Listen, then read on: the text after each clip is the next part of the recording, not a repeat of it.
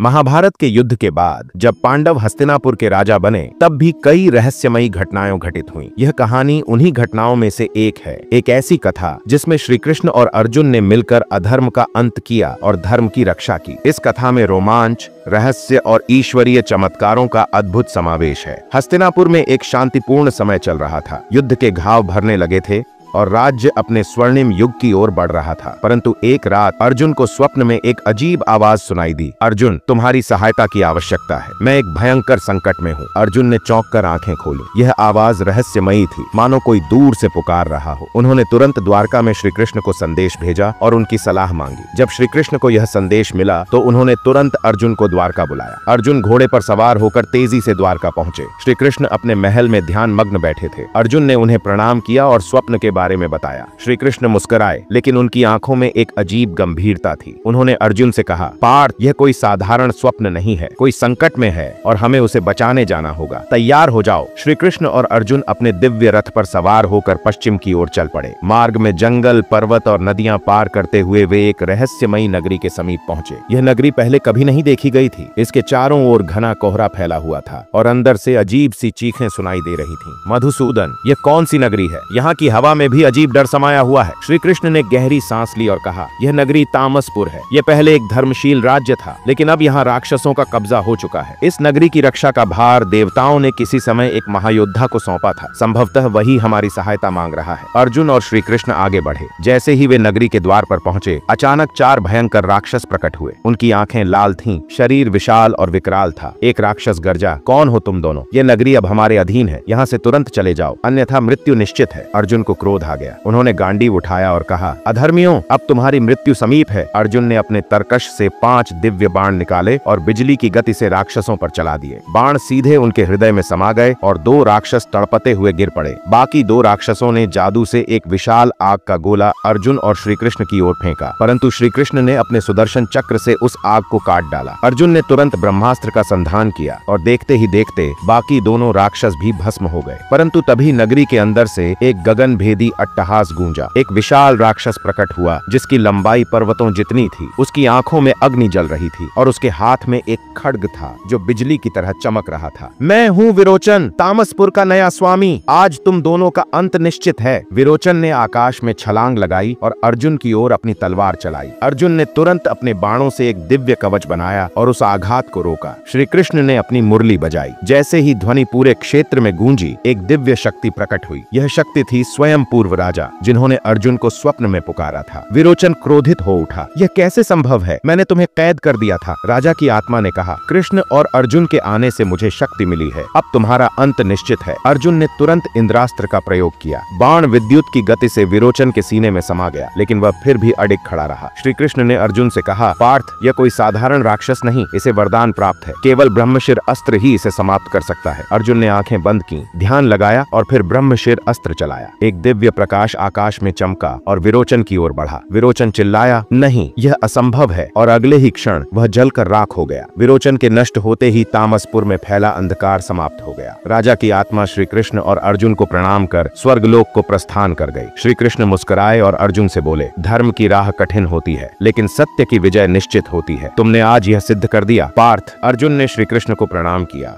और दोनों वापस हस्तिनापुर लौट आए। ये कथा सिद्ध करती है कि जब भी धर्म संकट में होगा, श्री कृष्ण और अर्जुन जैसे वीर उसकी रक्षा के लिए सदैव उपस्थित रहेंगे।